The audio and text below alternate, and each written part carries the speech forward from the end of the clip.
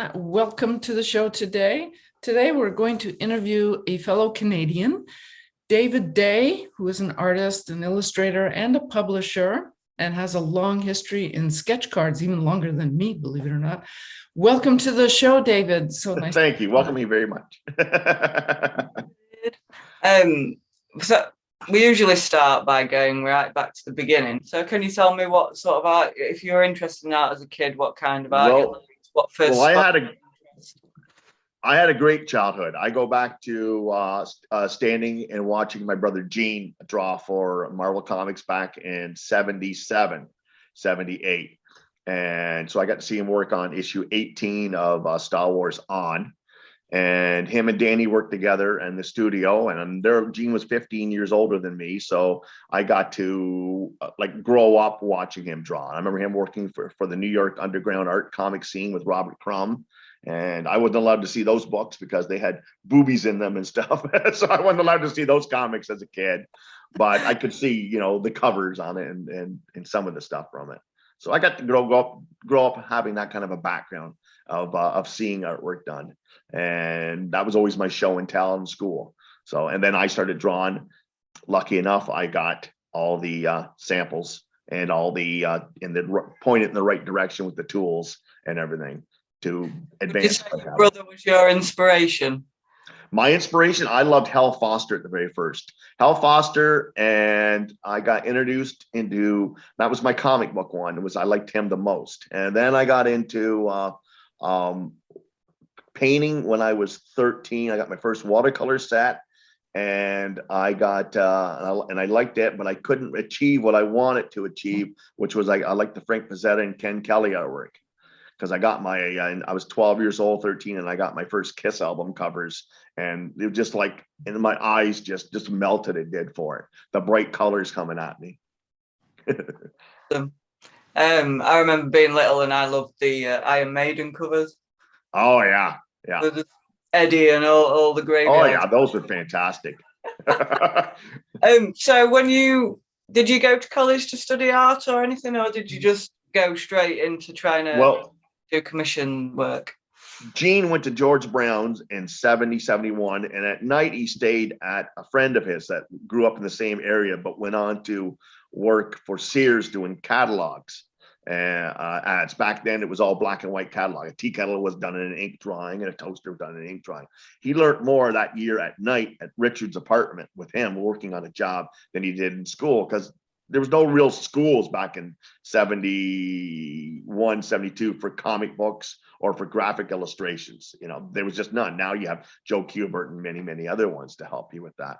So he went one year, came home, started himself doing his business, gave up on comics of working for Marvel, and just thought, okay, I'm going to work for the underground. I'm going to work under Star Reach. I'm going to work for all these other companies and stuff, but I'm not going to make it into Marvel. I've sent it in. All of a sudden, a little movie comes out called Star Wars, and boom, his stuff that he was doing on spaceships is now it's cool. That's what they want. Before that, every spaceship in comics were the long cylinder, EC type things. Mm-hmm. So that's how he started. And then we just worked all as his assistant. I was getting groomed that summer that he passed away to be his assistant. So sorry. Oh, that's terrible. You can't do what he did. I mean, his first job came by telegram, and his first contract came from Marvel. That was in 77. And there was no FedEx back then. It was done by regular mail. So they would mail up 6 pages, and he would get around. He'd have 24 hours to ink 6 or 7 pages of Star Wars, then mail it back. Ooh. So we had the assembly line. Danny and him worked as teams on it and got it out. But Gene worked 16 hours, slept 4 hours, worked 16 hours, and I did that every day. That's incredible. Oh, there's no workaholic like my brother Gene was. Those 10 years, the amount of material that he pumped out in those 10 years, there is no artist that could ever has ever on this planet matched it. I mean, he was doing 4 books a month for Marvel for the whole time he worked for them. And that time, Klaus Janson was number 2, and he did I believe 2 books of inks. And John Buscema was doing Conan and doing another Conan, and he was only doing 3 books a month. So Gene was doing the most during that time period of the late 70s, early 80s. But just cranking it out here in Canada. What sort of artwork did you do first? Was it comics or? It was comics, but what really clicked for me and made me decide that I wanted to be an artist was I was 15 and I did a recreation of The Brain by Frank Frazetta on canvas with oils. That's when I got introduced to oils that summer. And it just, okay, this is what I want. And I was weaker in penciling, but I was stronger, which is weird, in color concept. And I'm still am to this day. If you see my pencil drawings, it looks like crap, but when I can pull it out of the fire when I put the colors to it. And I can just literally close my eyes and just throw lucky enough to throw paint at the canvas and, oh, that looks good. That's fabulous. But you have an amazing style. It's realist, but it's also it's very painterly. That's what I want to take to when I work for Dungeons and Dragons. Is I liked the movie Sinbad, the Ray Harryhausen ones, and I wanted to take photographs and put that into a fantasy setting. So I shot models for everything, but a lot of the guys at TSR was doing that at the time. But I was working for the smaller companies. So I was working for Chaosium, Fantasy Flight Games, West End Games. I was working for those guys and just doing a little bit. And then I got on steady with them in the early 90s. We're working for Dungeons and Dragons, just doing black and white work. What kind of thing did you draw for them? Were you drawing the characters? Was it like the instruction? Everything. I worked on everything. There was illustrations for some stories. I would do the character, like the monster, create monsters for them.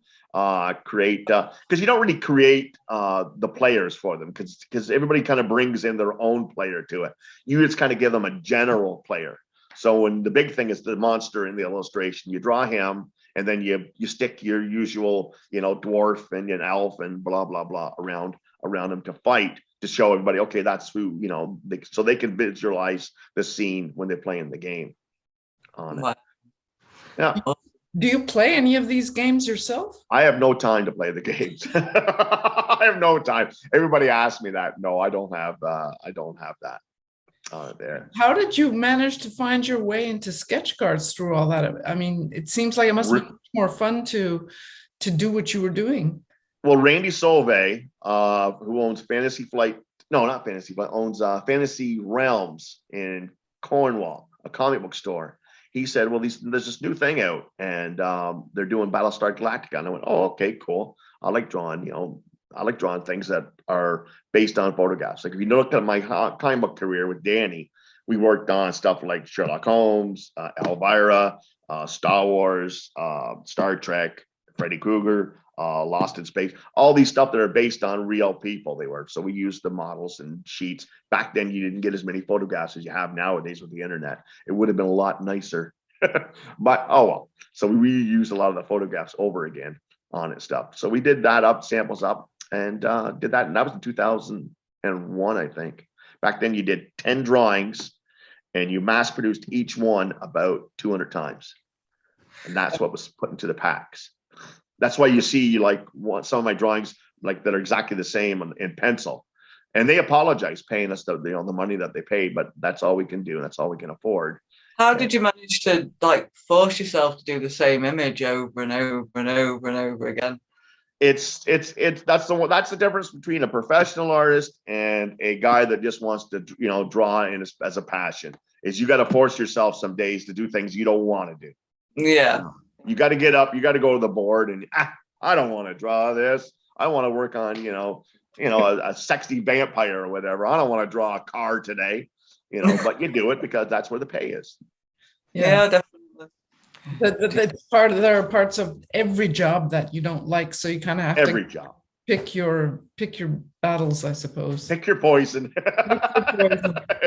So did you enjoy your introduction to sketch? Yeah, I didn't mind it. I didn't mind it at all. It was neat because it was I liked about it was we got to draw most of the ships and we got to draw no stars, no actors, but we worked on some cyborgs and I think we did Twiggy there or the not Twiggy but the little muffin thing there from Battlestar Galactica, the movie and the TV show, the little dog thing, Drax, I think his name was. Remember that thing? Yeah, got to draw. And the Cylons, we got to draw a couple of Cylons. So that was What would you cool. say your favourite thing is to draw? Do you like people? Do you like vehicles? Do you People. like People. People. One of my early jobs in high school was I used to work for the funeral homes in the area. Back then in the 80s, like when old people died, they didn't have the cameras like they had nowadays. So they would say, well, here's a picture of Grandpa from 1958, and these are his glasses, and can you age him up? And he died of, whatever disease, in the closed coffin. And I would do a sketch that would sit on top of the coffin. Oh my! It was morbid, but it paid great, and it's people were very, very appreciative of it. They were very appreciative of it. in portraits, and it is really depressing. Looking at the picture, thinking this person's not here anymore, and you're studying every single line on their face. It does get to you eventually. It does get to you. I was 18 at the time, 17, 18 doing it, but paid good money, and they said they were very appreciative every time that you did it there. So it kind of helped out that way there. But so I was good practice, because, like you said, they'll ask you to age them, they'll ask you to put different clothes, different hair, put them together with somebody else. So, like, personally, I've found that I can offer people a wider range because I've had that practice doing that kind of thing. I don't need the photo in front of me to copy exactly, Yeah, well, that's the nice thing about that was, in doing it was that part. But it's fun though. That's why I like doing portraits a lot. So that's why I kind of like gravitated into doing the ones. Now I only usually do the jobs. I'll do ones where I create my own completely, or I shoot my models up and stuff. But that was easier when I shared the studio with my brother Danny. He was the cameraman. We both wrote down an idea. We put a costume on, and then the lighting was up, and then we shot our models. We did. So are you? Please go ahead, Lindsay. I was just going to say, I've noticed you do a lot of horror stuff recently. Yeah. Yeah. Well, when I was a little kid, sci-fi into a bit more horror. Yeah, I like that stuff there. I always did like the scarier stuff, and monsters were always like, I bought Warren magazine when I was a kid. I wouldn't buy a Spider-Man that was just plain Spider-Man, but if Spider-Man thought that month he was fighting Werewolf by Night, or something like that, or one of the other horror characters, I would pick up that copy instead. So you think you've always leaned towards horror?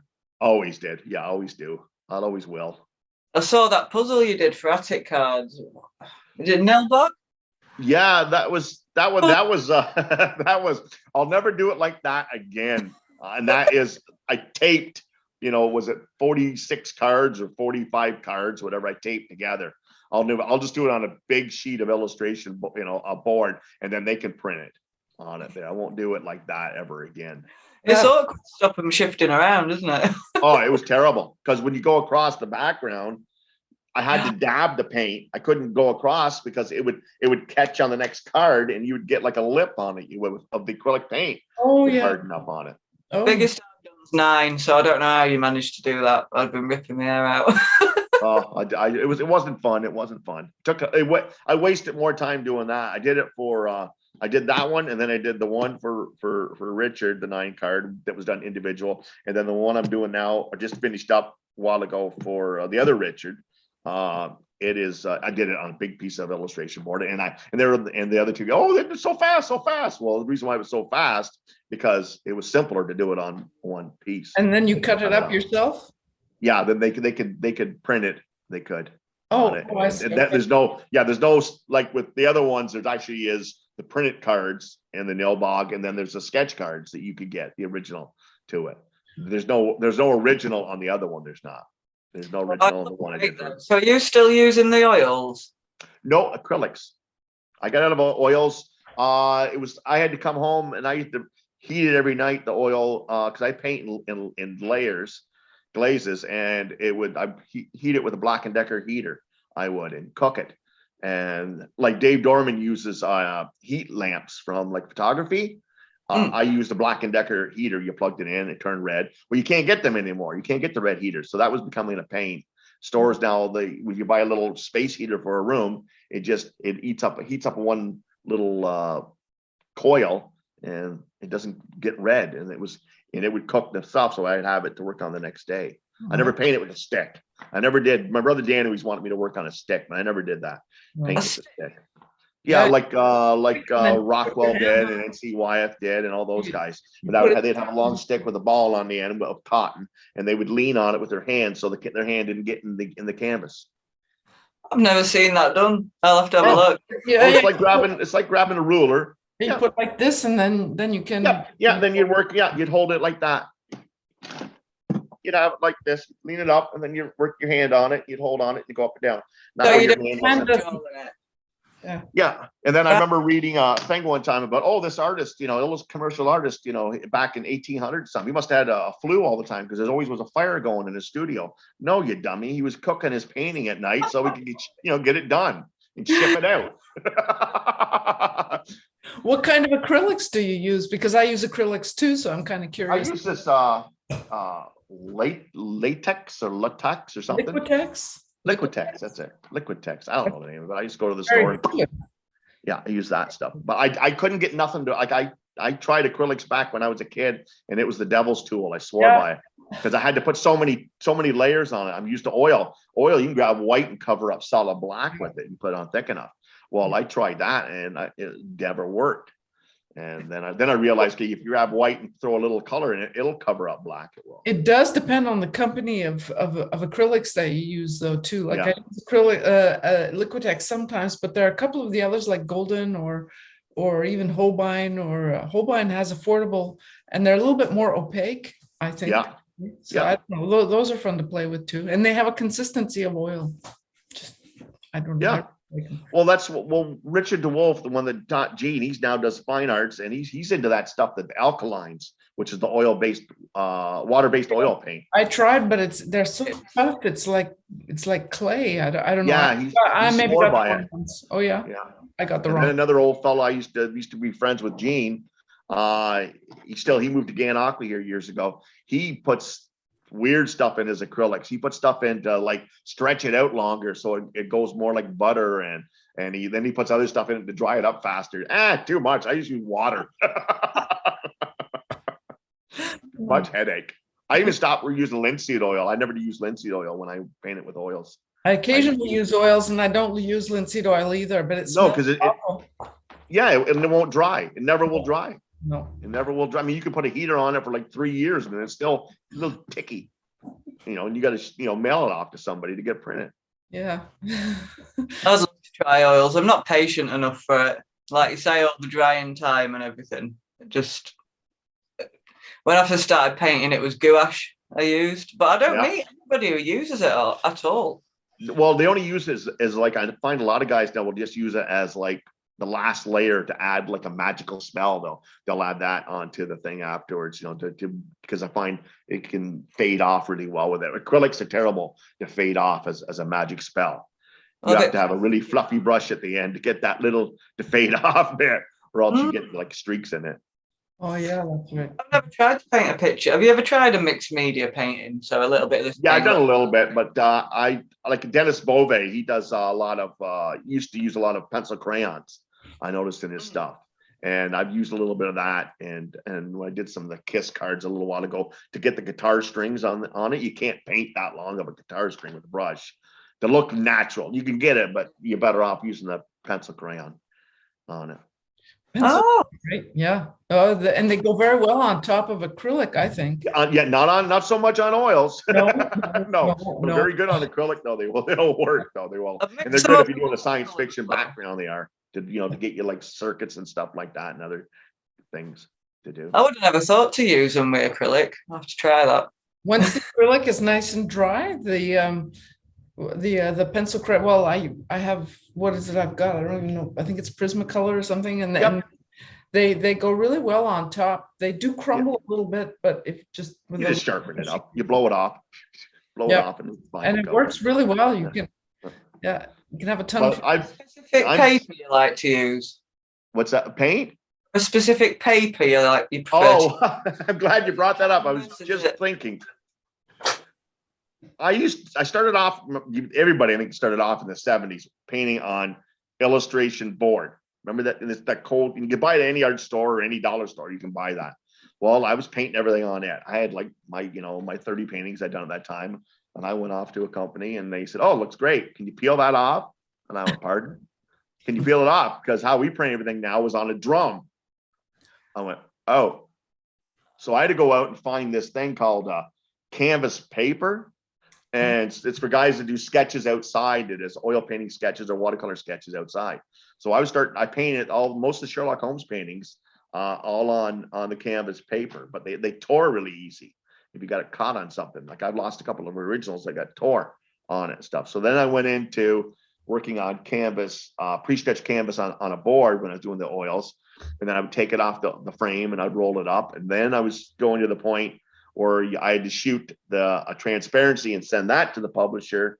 I've jumped through every one of their hoops. Those publishers. I mean, when you think about how different production was back then. Larry Smith at Dungeons and Dragons, he said when he started off, their FedEx bill at TSR was $1 million a year was their FedEx bill. And at the very end, he was getting he would say he would get like 200 FedEx packages a month. He was getting like 2 to 3 a month, and everything was coming to him digitally. Wow, that is a big change. It has changed everything for people like us. I mean, like you were saying way back in the beginning, you had to send everything by snail mail, so that was weeks, weeks. And now it's instantaneous. It has changed everything.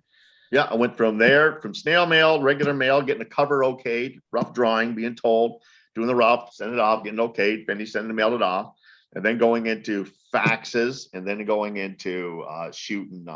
Remember those old 45 millimeter slides? Did you guys ever have to shoot your artwork on those to send them off to people? Yes. Oh, they weren't fun because they're so tiny. You had to look at them through a little magnifying glass on a light table. Oh, they were crappy to work with. Everything was. When I first left college in the 90s, to be able to get, I mean, because the internet wasn't about, you couldn't go straight from artist to customer. You needed an agent if you were ever going to get anywhere. And then you had to print out your whole portfolio on really nice paper, make it really nice, post it off, and then you wouldn't hear anything back. So for a student who's just left college, who's got no money, like just being able to do that. Oh, that's great. I mean, it doesn't cost any money now to send your samples around. Just great. Yeah, I know. Just bink, it's gone. And I used to budget at the very first. We'd budget, me and Danny would. Okay, we spend every month. We got our jobs, and we had the ones were paying good. Some that paid okay, some paid crappy when we first started off. And then we would try for the bigger ones. I called it A pool, a B pool, and a C pool.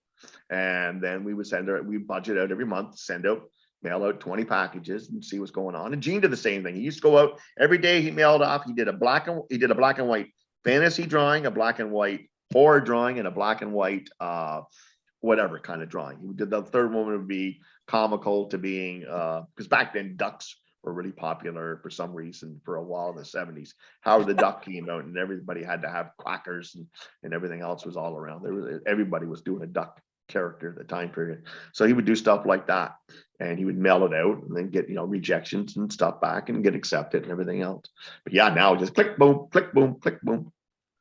Yeah, they don't know the born nowadays. They don't. No, they don't know the roughness of it all. I mean, when you mail the package off and you hope. All the people who are listening to this or watching are going like, what are they talking? They're all young people who don't know any of that, but yeah. No. Do you have any personal projects that you put out, like your own characters or your own books or anything like that? I like to have, when I could do that though, and it takes up so much time. There's something I'm kind of working on, but it's in the back burner, and I seem to finish up an alteration on a magic card, and when I do one, I get 3 more, and then 3 more again, 4 more.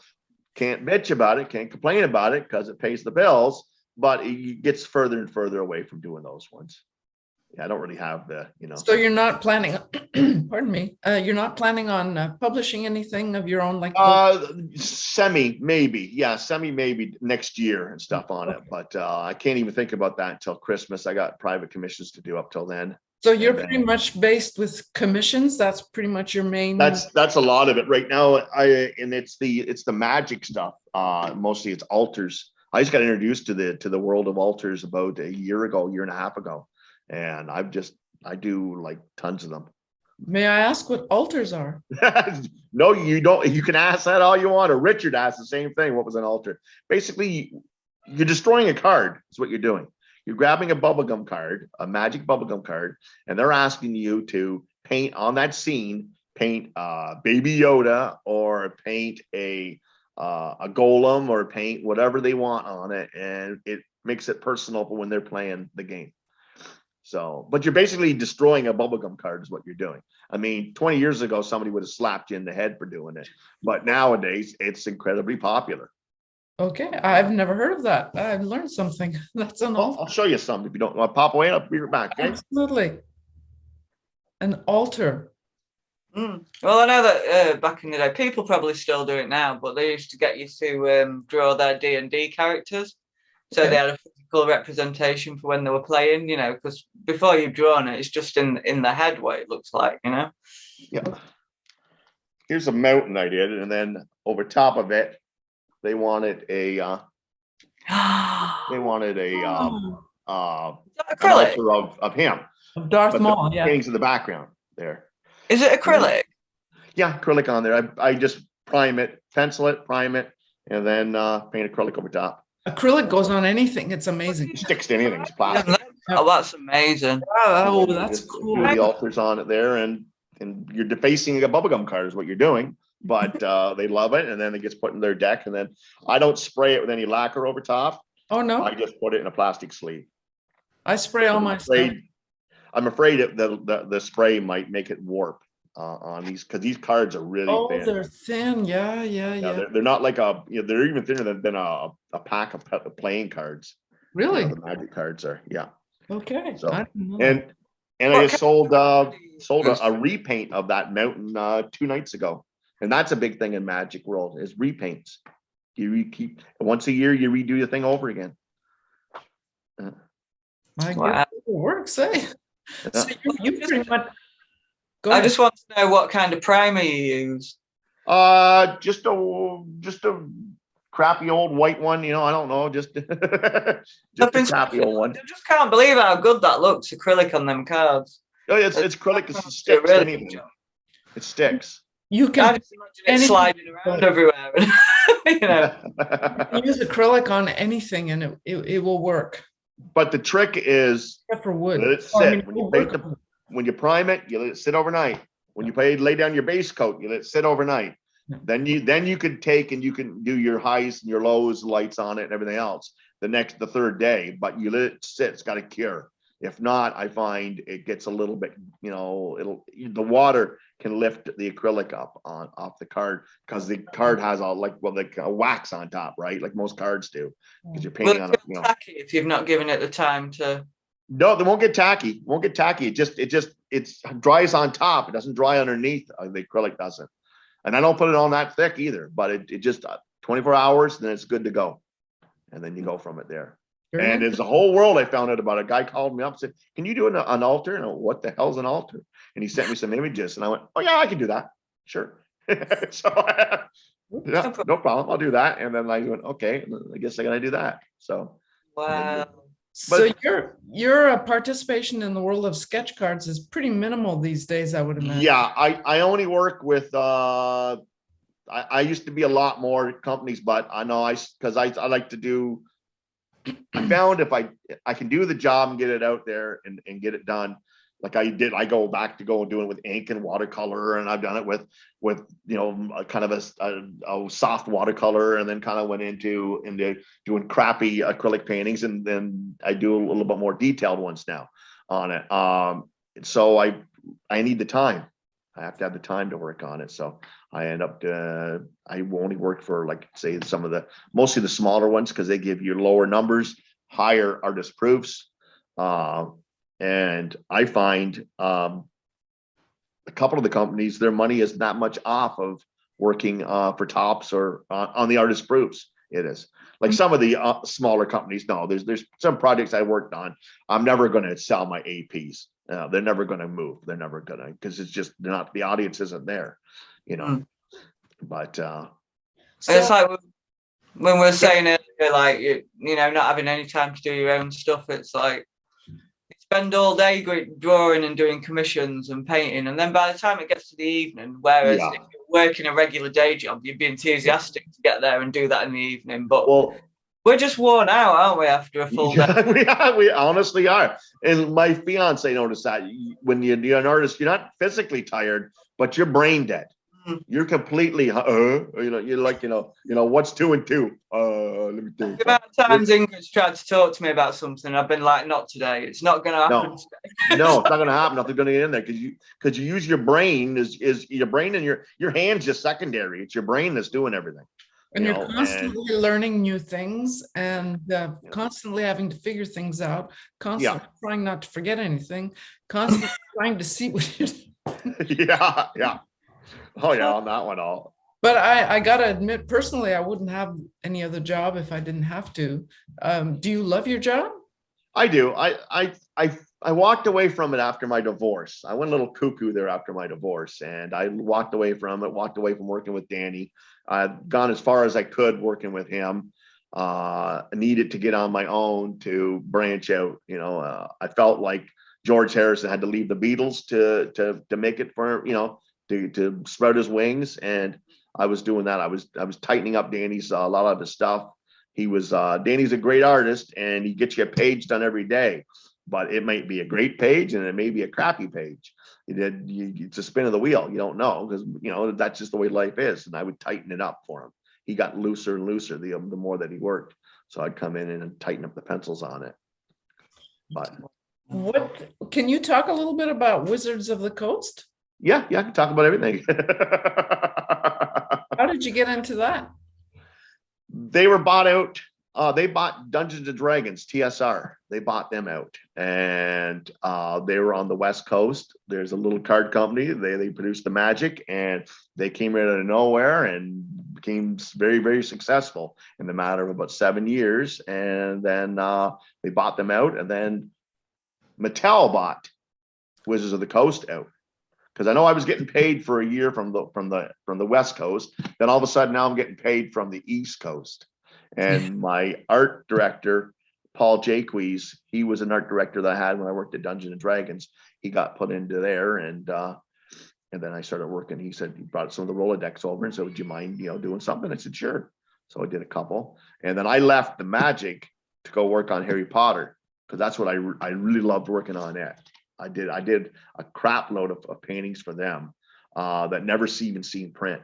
I did like only 9 of them ever came out, and I did like 30 or 40 paintings for them. Wow. Is that because they get rejected or their needs change, or? No, they were just figuring out the design of the game. They didn't really play test the game and stuff, and it had to be done so fast that where Dungeons and Dragons, when I do a cover for Magic the Gathering or a painting card, it's done almost 13 months before it gets shipped. Ooh. It's that much in advance for it. And when they send me a rough drawing by somebody in a dungeon or whatever, because they must have guys all around, but they have pre-production guys. They have such a big machine that they have pre-production guys behind them designing and doing things. And I said to them when they sent me the one for the mountain, "Well, why don't you just print from the rough? It's a beautiful painting, a watercolor." No, we want a detailed one. And I went, "But that's beautiful. What do you want me to do it for?" And I would, they don't, we want that. So we did that on it, and they paid phenomenal money. Magic the Gathering. I mean, everybody else was paying $200. Wizards of the Coast, West End Games on Vampire: The Eternal Struggle was paying $200 for a card. Mythos, which was Chaosium, were paying $150 for original. Magic was paying back in 2000. We're paying $800 a card. Wow. It was huge, Magic the Gathering then. I mean, it's pretty big still now, isn't it? Yeah. It's even bigger now, and with the world tournaments and stuff on it. Like I said, I'm doing repaints of my old paintings, on it, and on that one there. And I got a few of them that never seen print, but mostly they got the whole thing worked out where they weren't on the Harry Potter. They hadn't worked out all the play testing yet, so some of it it didn't make it. We play tested the card and it didn't make it. So. And then printed it. And then I did some stuff that was supposed to be printed for a market over in Europe on Harry Potter, and that never came through. But one of the cards were printed in the North American version of it. Wow. So you never know where your work's going to end up. No, you never know.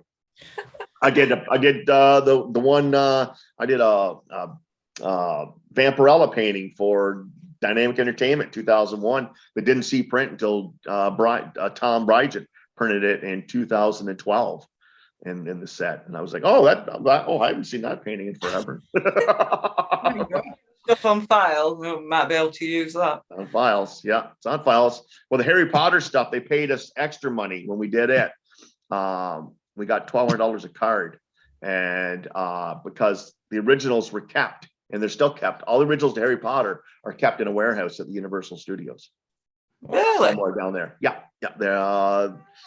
We all had to go through the guides. Like the art director flew over to England and showed them to Rowland, J.K. Rowland. She okayed the artist. A couple of them got kicked out. No, don't want that. Want this. And we went in there. And then when it came out, that was that first year the movie came out. The card set came out, and I think it was the second selling toy in the world that year. Wow. And then she clamped down and said there was just too much stuff out there with Harry Potter on it. So I think that's or they lost the licensing somehow. I never really got a straight answer on what happened, but yeah, I kind of left Magic to go work on it, and then I kind of went, oh, I better go back and talk to my art directors, because now I don't have a job. I've seen, saw your card you've done for the Nosferatu set that's coming out. Yeah, that was a fun job. That was fun. Awesome. I love how you get everything so vibrant and it's solid as well. Well, I grew up liking it with acrylics. Oils, Frank Mazzetta, Ken Kelly. But then I got introduced to the little Star Wars poster there in '77 by the Hildebrands. And and I know a lot of guys don't like the Hildebrands. They think they're just too plasticky or too bright and vibrant. I love that bright color on it there. To me, it's just eye candy. I remember seeing those Hildebrand images when I was young. Those oh yeah, those calendars. Gene had those calendars 2-3 years in a row there, and I remember seeing them. And even the Boris Vallejo paintings, they were really colorful too. Of course, yeah, it was the same subject and all that stuff. But that's the problem with Boris. I like Boris's painting, still do. I just think he stopped drawing about 30 years ago. Well, it's always the same layout, same him as the. I mean, when he was using him as the model for Star Trek, that one blew my mind. With all the photographs of Star Trek out there, why are you doing that? You know what I mean? I couldn't figure that one out. I used to have a Boris calendar, and obviously his skills perfect. It's amazing. Oh yeah, but a lot of the work I found didn't really make any sense to me. There'd be just a random goat girl in a spaceship, and I'm like, what is this about? And it was that way. I never really felt like it wasn't like the Hildebrands. They told a story. They were illustrators to me, like N.C. Wyeth and a lot of those other guys, like Howard Pyle and all that. They were illustrators. You're right. He never was. There was a few. If you go back to some of the stuff he did for the Marvel magazines in his early days, those stuff were great. And then I liked Michael Whelan. Again, he did bright colors, and he was incredibly detailed. And Dennis Bove. I've always been a fan of Dennis Bove stuff. I don't know if you guys are probably familiar with him. He's Canadian. He's from Ottawa. He drew the Warlock 5 comic, and then went on to draw the colored version of Aliens, the first one. He won an award for that first Aliens from Dark Horse. Oh, right. Okay. Yeah, no. The first series of Alien, the comic came out was black and white, done by I think Mark R. Nelson or something, and then he came out with the follow-up one in color, and it was beautifully colored. It was, it still is. I mean, and he's an amazing. He worked at Dungeons and Dragons around the time that I was working there for them. So you eventually, when you say you walked away from your art career and all of that, you obviously came back. Yeah, I went out and got a real job, worked at a grocery store, and really full into it now. Like you're all just soaked it all in and everything. Yeah, I would, because I felt like I was almost like programmed to be an artist, because I came from this system, what I call the Day family system, which we all, kind of worked and did and stuff on it.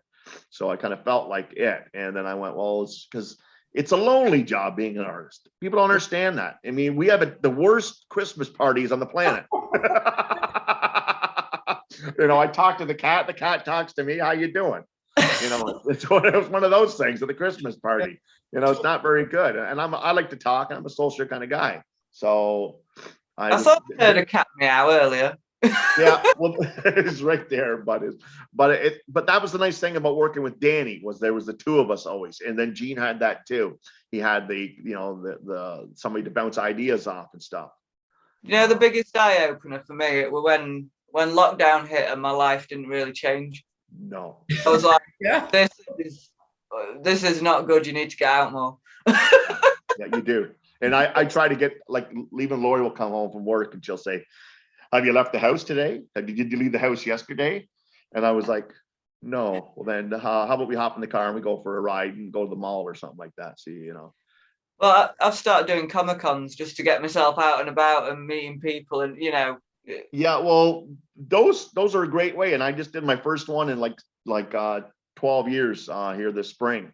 The problem is they're not like what they used to be. I remember the golden days of Comic Cons when they paid for your transportation, they would pay for your hotel, they would pay for your meals, and because you the comic book artist was the star, you were the people. Now they save all that for Lou Ferrigno and stuff, and that's okay and everything. But Lou Ferrigno is going to get people coming in no matter what. It's Have you ever gone to the Philly show?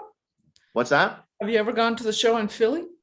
No, Danny went to San Diego Comic Con once. He went down when we were doing Sherlock Holmes. He went to that one, and I went to the one in Ottawa instead, MapleCon in Ottawa. And then Toronto now has the big one. Have you been going to Toronto? I was at Toronto when it was back in the 2004, 2005, 2006, 2007. I've only been as a tourist because the price of the table is like astronomical. I can't afford that. Lucky enough, I get a free. That's the one thing I get free is the table. They give me the table free, but everything else I have to pay. And I find when you pay for the room now and everything else, it's expensive. The computer.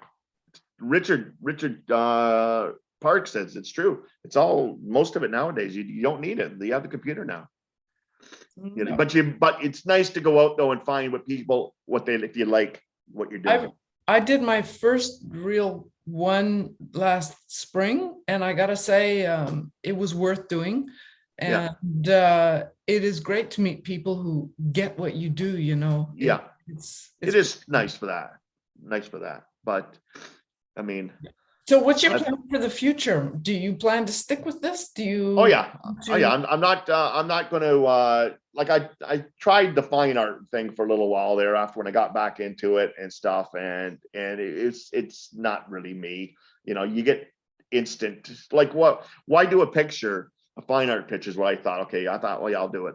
Do I do it? I do it, sell the original, maybe sell 100 something prints. Well, one of our printed bubblegum cards gets printed and seen a lot more than that. One of our base cards, so I'm touching more people with that, and I'm getting, more feedback and stuff from it. So you better, I'll go back into doing the family business, I go back to the family business.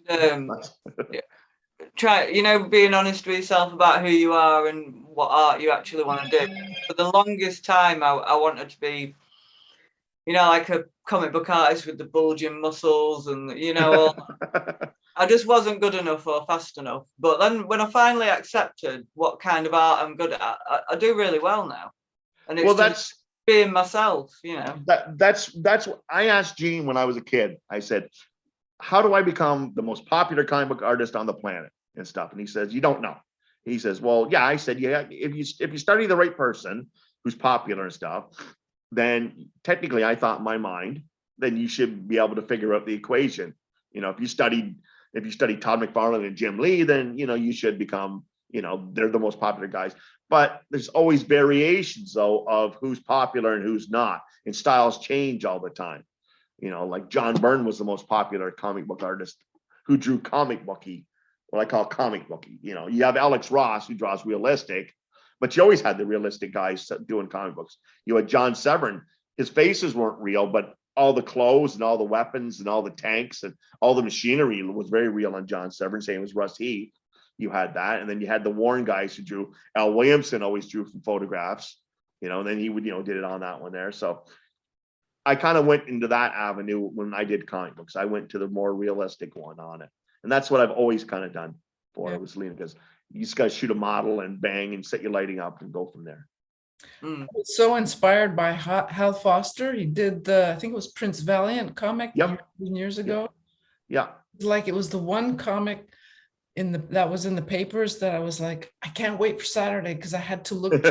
Never mind the story. I have no idea what happened, but it was all the amazing illustrations, and he could draw horses like crazy, because horses have been my passion all my life. Well, he would do. I mean, it was brilliant. His stuff was before he did the Hal Foster, before he did the Prince Valiants. He did Tarzan for years, but I had the collected volumes of his work. It was done in the 70s, and it was black and white in these little digest books and hardcover digests. There's like 9 volumes, and I had to run a event. And his ink work was just so beautiful. Yeah, most of it with a brush too. With the brush. When I found that out, I was like, "What? No, that can't be." Yeah, I know. It is breathtaking. Getting that balance of like the contrast and where to put the shadows. So I was always really shy about it. I'm like, I can't do all that in shadow, but supposed to. My fiance, that's her number one complaint about my artwork, is she says too many shadows. And I said, the shadows in life. I said, when you're doing a woman, I pull back on the shadows. But when you're doing anybody else, I like to go darker with it. The darker, the better. Yeah. So what do you see yourself continuing in cards in any? Yeah, I'm leaning more now with the like the bait. I'm trying to get less of the sketch, but I still work, and I like to do it because it's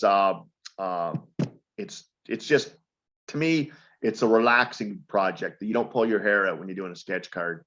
You're not like you do when you're doing a painting for a book or something like that, or an illustration. There's a lot more you have to follow what the writer wants, what the art director wants, what the guy sweeping the floor wants. You got to listen to everybody's complaints when you're working for that. So the other one, I only got to satisfy myself on the project, but I like to do the base cards more now. That's what I like to do more. What's been your most favorite job and your least favorite job?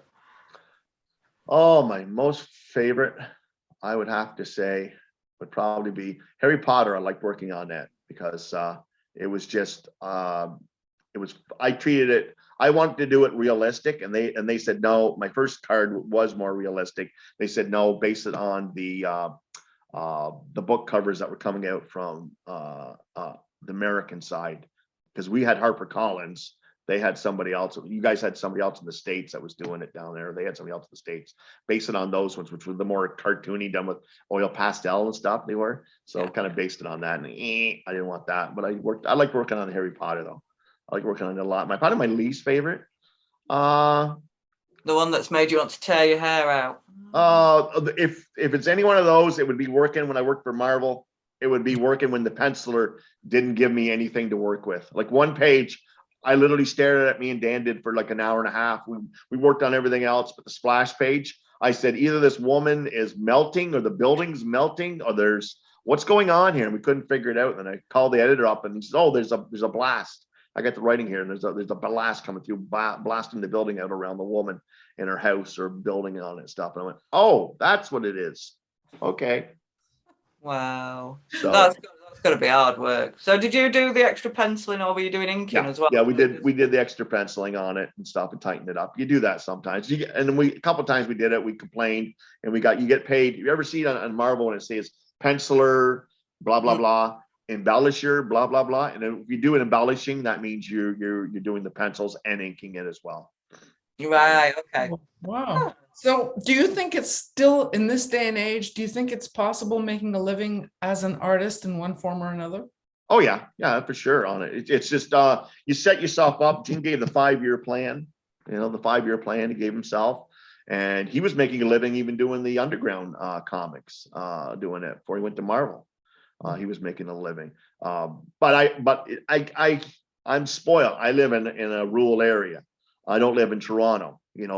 My rent isn't, $3,000 a month. Yeah. My rent isn't, so I don't have that. But I bought a house and I've sold a house. I bought a condo and I've sold a condo. So I've been, I've done all those things. So yeah, you can do that. Gene made back in the late 70s, early 80s, he was making $120,000 a year, which would be like probably what, $700,000 a year now. He was working on that, but he was doing 4 books a month, and he worked himself, to the bone. But yeah, you can make a living from it. But what depends on how much money and how much time you want to put in. Like I shove away from the artboard after 6 hours. I don't draw any more than 6 hours a day. I see what it did to my brother. I can see what it done to other artists along the way in their life. I've seen a lot of them pass away at the young That's a age. very interesting point to hear for, I think, both Lindsey and I, because Well, you don't get like, even like my fiance, she works at an RV center, and she cleans the and does the work on the RVs and stuff. So she's crawling all over them. Well, that's the physical work. You don't get that sitting at the board on it, and your heart doesn't get the pounding. So you do need to get up and go for a walk, and because your body is, you got to keep everything going.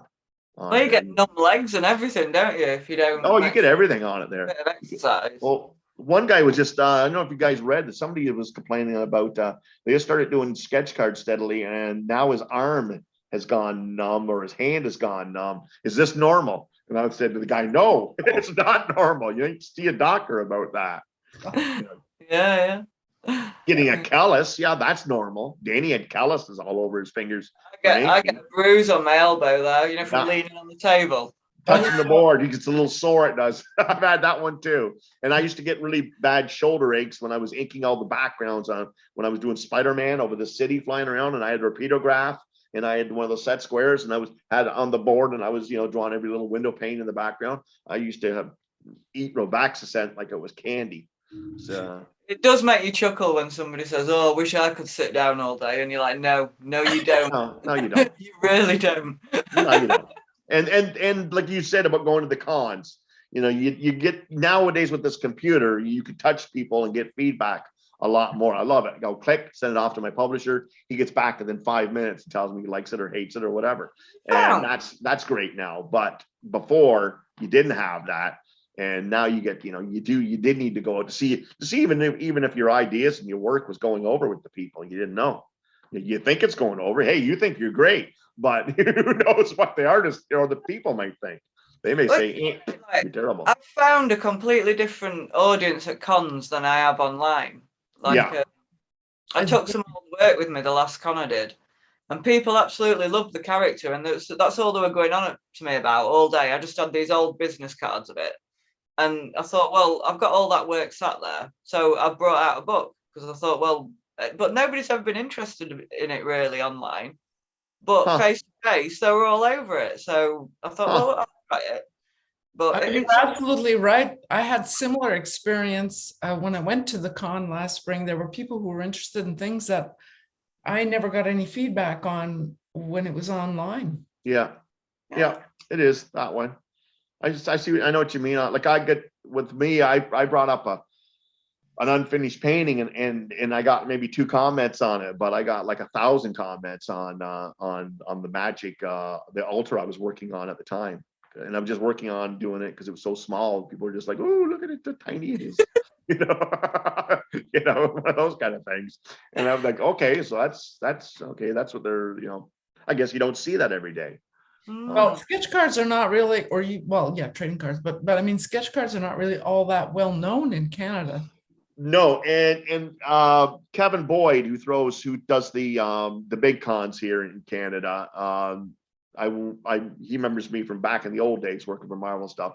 I went to the one that he did up near Toronto in the spring, and I was the only guy that did anything like that. That had there was a couple guys that walked in that worked for Richard and stuff, a Chris Collins guy or something like that done some work for Richard recently, and he's a Canadian guy out of Toronto, and I talked to him for a bit, but there was nobody sitting down that was doing it though. At a table, there was 10,000 comic book guys. There was guys doing alternative, doing manga, doing horror, doing science fiction, baba da boom. But there was nobody that was doing sketch cards. I had a table there at it, and that's what I said. Well, there's a whole market there. Yeah. So there's a big market there. I said, Oh, we with should it. form a little group. More popular. Well, yeah, but but there is in the States, so there is more of those in the States. But that's the way it is in everything in the States. So whatever you have popular in Canada or in the world, there's 10,000 more in the States. I mean, same as your sales are in the world. I mean, I'm making money now off the Chinese markets, doing work for them. But 90% of my sales, 90% of my sales right now are the Americans, and after that, I'm selling a lot to the Spanish. I don't know what it is. Oh, The Italians and the Spains are buying a lot of Italians, altars. yeah. Spain, Yeah.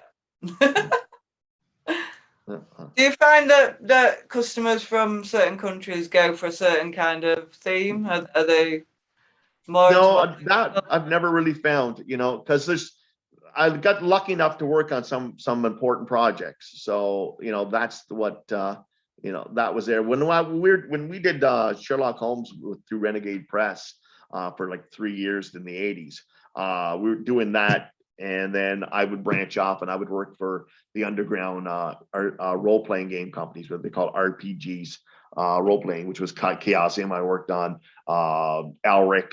I worked on Mythos, Chaosium, Call of Cthulhu, and then some of the other games and stuff on it.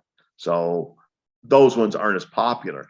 I don't get a lot of feedback on it like I do one Magic the Gathering. It was 10 of those other ones in popularity. Mm. do you do a lot of digital work? No, don't do anything. I'm old. That's great to know. No, don't do it. I did a cover for Steve Jackson Games where Philip Reed was the art director. Best art director I ever had, because we just synced, me and him did up on stuff.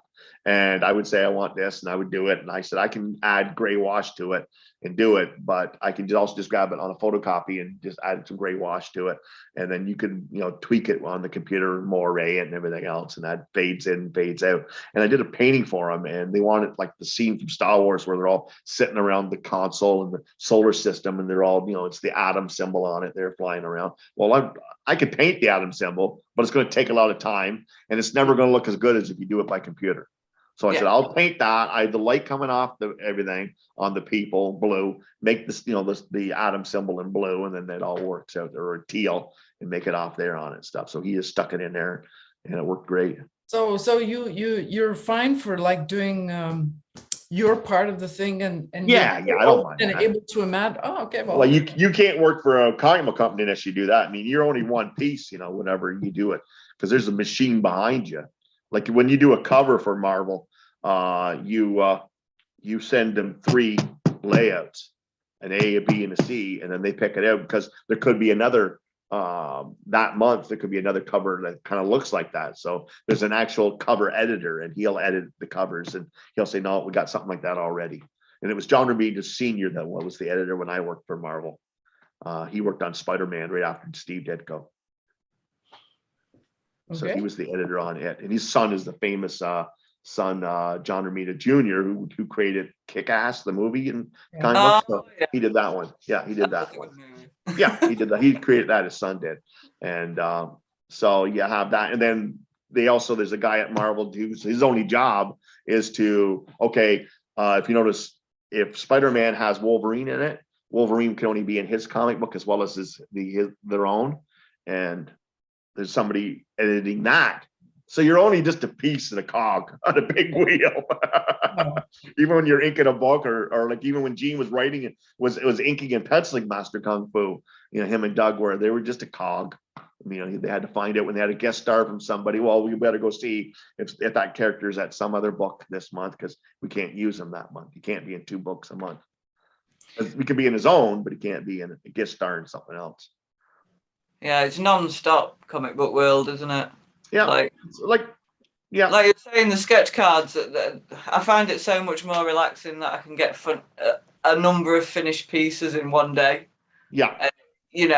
you're not ripping your hair out over it. And what's neat about it too is, and I find nice about it and old-fashioned about it, is it's hand done. Yeah. It's hand done. The sketch cards are. You're getting an original drawing. And you're getting something better than you're ever going to get. I don't care what you have. Your worst sketch card is better than your best comic book convention sketch. You can't draw great at a comic book. There's people chirping and bumping into your table and everything else. You can't do your best drawing at a comic book con is never going to be as good as your worst on the board. So much better. I tried and I just couldn't do it. I mean, it's not. I can't do it either. I can't do it. I won't do a sketch at a comic con. I stopped it years ago. Danny does it. I don't do it. And can you work on it. I just color up something. I paint on something. That's what I do. That's already drawn already, and I paint it up. When I go to a con, I'll take black and white materials with me and just do something quick. Because I'm not looking all my colours down there. no. But some people though do beautiful stuff, but it's never as good as a sketch is. And that's the point I like about it, is that it's your better work and it's hand drawn. And we're getting to a world where it's starting to be gone. Hand drawn stuff is. Yeah. Well, look at the most novels nowadays. 20 years ago, 30 years ago, they're all hand painted. Even the Harlequin romances were. Now they're all photographs that are retouched. We're seeing the rise. Are they photographs? Yeah. And they're all photographs nowadays. Yeah, retouched photographs. Like they're photographs that have been computerized. Yeah. And they don't even look good. No, they look terrible. Ooh. They look terrible. I mean, back in the 70s, 80s, and early 90s, they were still they were shooting the models and then mailing it to the artist, the photographs, and then the artist was painting it and adding the texture on and stuff and the paint, and it had movement, it had life. The photographs are dead, they're flat. And then if you read a mystery novel, the mystery novels are all that way too. Mystery novels is like a martini glass with an olive in it with a little drop of blood in the martini glass, and it's all photographs nowadays. You're not getting the nice older stuff. You get the Robert McGinnis stuff you used to get. Well, hopefully with because you've got AI art coming out now, haven't you? And it can't really do faces and people and get the emotion in there. Yeah, it can get like the fundamentals of where to put the bits of colour and all that, but it's not quite there. But if it does get there, people might be forced back to traditional for something different, just to know it hasn't been done by a computer. Magic has done that. They've stopped the computerized dragons and stuff anymore. Todd Lockwood, who was doing all the covers and all the games that way. 2 reasons he stopped. Number one, he didn't have any sales for original artwork. He gets just no original artwork. And then number 2 was it was all starting to look the same, because it does all kind of look the same. You only have so much to it. So that's where, and he's kind of gone, and even the Magic cards have gone back to hand painting. They add some computerized highlights to it and stuff, like for smoke or a lighting effect or something like that, fireball or whatever, I don't think there's nothing wrong with touching up your art on, digits. Yeah. Like you said, stuff can start looking really samey. I mean, it's really impressive if you look at a digital piece and it looks like it's been done traditionally. That's when you know you're a really good digital artist. Yeah. Look like that. Yeah. Rather than flat, Yeah. So There's a lot of guys I notice nowadays that are doing that though. They're doing it all by they're going back to the old ways more. Because again, they can sell the original, they can sell the pencil drawing. And then there's a lot of market in original artwork now. I mean, I sold my original Magic paintings off for like $300 a piece in 2006, 2007. And I just sold the repaint off on it, and I made 3 times more money on it. Yeah. So I mean, liking stuff that's individualized now as well. I mean, certainly back in the 80s, people didn't mind mass-produced stuff, but now they're very something that only I've got and it's just for me and it's personal, Yeah, that gives work, doesn't it? but it's also become popular though. The genre of gaming and stuff, where it was like it was kiddie art or whatever, like all that sort of stuff has become popular. The movies have helped with that, and I think everybody growing up, our generation of growing up, the new people, the new kids coming up, are investing money into the original artwork on that, because now it's considered to be real art. The commercial art is becoming real art. I think we're going to have to slowly start to wind this down, unfortunately. I'm really loving to hear the way you've come from the traditional and you're staying with the traditional. It's just making my heart sing.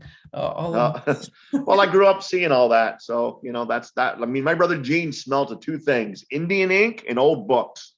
And I'll never Oh forget my that as long as I live. The smell of old books, there's nothing like that. Yeah, It's he smelled really of Gene when he came in the room. You smelled him about 5 feet before he came in the room, and he smelled of old papers, old books, and Indian ink. Back when his Indian ink was really made from octopus, they were ink. It was black. It was not like nowadays, all synthetic. But on it, but yeah, that's that to me reminds me of just certain things at certain times.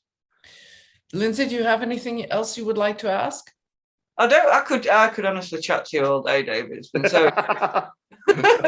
Go on. I'm an old guy, so I got a lot of history. Do you And have? then I got the history of the brothers there and stuff on it. There, Danny got to work on this. Something a neat little tidbit. He got to work on. I don't know if you guys are into comic books or not, but he got the pencil, and I helped him on a little bit of it. I was just a kid. I got to help him on him with the very first issue of Alan Moore drew or wrote for DC Comics, which was Swamp Thing 21. I think it was 20 or 21. Oh, Danny got the pencil on it there and stuff. So that was kind of neat as a little thing. I mean, the book is worth tons of money, and Alan Moore changed, writing on a whole in comics and even in novels and movies and stuff. So him and Neil Gaiman, I think, have done the most from comics into mainstream. Yeah, converted the most. Massive Preacher and Sandman fan. When I was growing up, they were my graphic novels of choice. I I don't know. Have you ever heard of one called Filth? Phil? Filth. No. It was only one graphic novel, but it fascinates me because I still don't know what went off there. You know what I mean? There's so many ideas in it. It's so convoluted that you're just like, what? All right. I love Judge Dredd. I loved your Brian Boland Judge Dredd. That's the stuff that I bought at the store, reprinted my first over here in North America. That would have been in the mid 80s. It would have been 84, 85. Anything to do with Brian Boland was doing, I was buying. His Killing Joke, I got a copy of it right in the closet there that I loved all the time. I pulled it out. On the car boot, I found a massive stack of them, and they only charged me £4. So I had a massive stack of 2000 ADs like that. Oh, those are great. Yeah. Really great. Yeah. I never was big on Miracle Man, though. I never was big on it, and that was Alan Moore's character. I tried reading it, and he never did it for me. I never connected with him. No, but I love this Swamp Thing. though. Alan Moore's Swamp Thing was creepy. It's a shame that I haven't read any of these graphic novels. I've only seen the TV show of Preacher, and what Sandman. If you're only going to read 3 graphic novels, there's only 3 you got to read. The Watchmen, you got to read The Killing Joke, and you got to read The Dark Knight by Frank Miller. Those are the 3 you got to read. Joke now. And you'll see so many other things that have been swiped from those. And you can literally probably count about 40 movies that have been taken directly from pieces and pieces of each one of them. Watchmen a funny experience to read. Like, oh yeah, because of I found you got more from the letters page than you got from the actual comic. I won't spoil it for you if you haven't read it, Ingrid, but it's like oh, you can't spoil it. It's too deep. Thing I've ever read. It just like there's not many pages left here. What is going on? Yeah. It's like Alice going through the rabbit hole. I mean, you don't know where you're going to end up with it. Yeah. Well, before we head on out the door here, do you have any upcoming projects that you'd like to let people know that are coming out? Yeah, you talked about them almost already.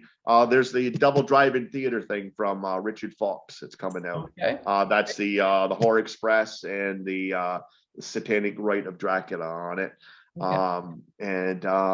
I gotta be listing tonight. I got some of the 3D cards from the Bolorama. I got a bunch of those I'm going to be selling tonight on my Facebook page. Okay. Well, this will be coming out. Sketch cards in Nosferatu. That's coming out soon. Yeah, when's it coming out? Won't be too long. Well, I think I did my cards last summer. I think I did mine, but I usually get them done early though. I was done the Richard's Halloween cards like months ago. I was, except for the last little bit, the don't bug me thing there. That I didn't want to do. Well, we really hope that you will come back on and talk. Well, then, Like I'll just have to have my fiance hook me up because technology, it frightens and confuses me like Frankenstein. Fire, bad. Burn it all. definitely. If it wasn't so expensive, it would all be smashed. Oh, I know, I hate it, but I do love the the instant. You do a drawing and you click and then you get okay. You get a word back from your publisher or whoever. And you get I paid love that faster part. too. You get paid faster too. So. Oh yeah, the PayPal's great. Oh, Best God, friend in my world. The guy who invented that, I'm sending him a Christmas card. It was Elon Musk, wasn't it? Elon and his brother. Please I no. invented PayPal. I think so. I thought it was somebody through Facebook. I might be wrong, but I think it was Elon Musk. and his brother. Oh, because I thought it was through Facebook. I thought it was somebody on there. I don't know. Oh no, you don't. Like I said, don't take my word for it. I hear things, and sometimes something else. So. Cool. Well, I'll get in touch with you again, probably early next year, and I'd love to have you back on and hear what else Will you're do. doing and stuff. Anytime. I got many ghosts to talk about. Many ghost stories. Cool. That's awesome. I love your stories. Thank you. So, last thing I forgot, where can people find you online? Just my Facebook page. You can Google me and find me on there. And lucky enough, Gene's all over the place, or Danny is. Well, there are Just Google. several David Days, so maybe you could you are if you want to, they can Google Gene Day, and there's always a branch on it to go over to me. There is on it. So just Google Gene Day. And there's only one Gene Day. He had a unique name. There's only one of his. So you're not on Instagram? No, I don't do any of that stuff. No, I just do the Facebook and that's about it. And I just finally figured out 6 months ago how to do the Messenger video chat on it. So that's awesome. That's awesome. I know. I told you I'm not good with this stuff. You'll get a lot of clients through Messenger. Hey, but and then a lot of the chat rooms out of there. There's a lot of the groups there. I'm a member of the Matches the Gathering altars and a bunch of the other groups out of there. So, and there are like 4,000 or 5,000 people on those groups. There is. Yeah, it's okay. Well, I'll include the link to your Facebook page in the show notes below. So thank you again. This has been outstanding. Can't wait to have you back on. Okay, thank you. Bye-bye. Absolutely amazing. Welcome back.